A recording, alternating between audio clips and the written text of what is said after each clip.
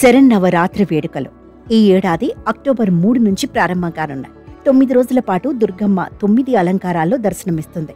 ఈ సందర్భంగా 9 రోజులు భక్తులు ఉపవాసం ఉండి ఆలయాలను సందర్శించి దుర్గమ్మకి ప్రత్యేక పూజలు చేస్తారు.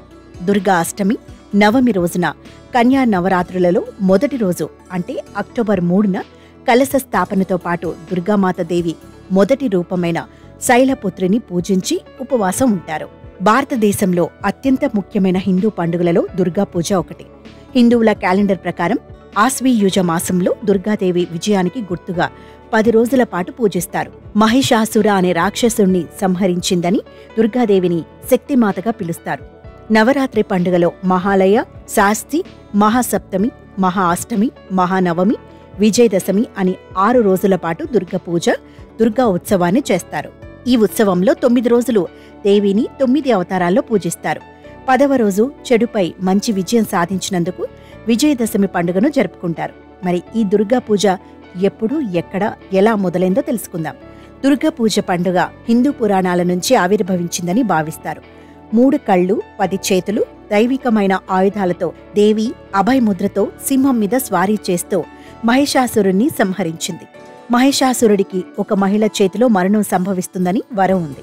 అందువల్ల ఆ దేవత దైవిక శక్తులతో మహిషాసురుణ్ణి సంహరించింది. పురాణం ప్రకారం రావణ సంహారానికి ముందు రాముడు 108 దీపాలను వెలిగించి 108 నీలి కమలాలతో మహిషాసుర మర్దిని పూజించారు.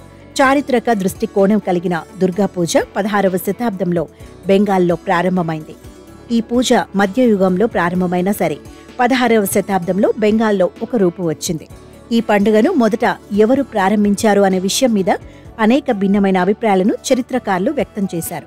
కొంతమంది తాహర్ప్యూర్ రాజు కాంజిస్టరాయన్ ప్రారంభించారని, మరికొంతమంది నదియాలో బాబేనంద మజుందార్ ప్రారంభించారని చెబుతారు. ఈ పూజ సంప్రదాయం శరదృతువులో ప్రారంభించారు. 1832లో రాజా హరినాథ్ బెంగాల సంస్కృతిలో దుర్గ వేడుకలను సామూహికంగా ప్రారంభించారు. ఈ సంప్రదాయం దేశంలోని ఇతర ప్రాంతాలకు విస్తరించింది. స్వాతంత్ర్య పోరాటంలో దుర్గాదేవికి సంబంధం ఉండుట వలన ఆమెను ఉద్యమానికి చిహ్నంగా తయారు చేశారు. స్వాతంత్ర్యం తర్వాత ఈ పండుగ ప్రపంచవ్యాప్తంగా ప్రాచుర్యం పొందింది.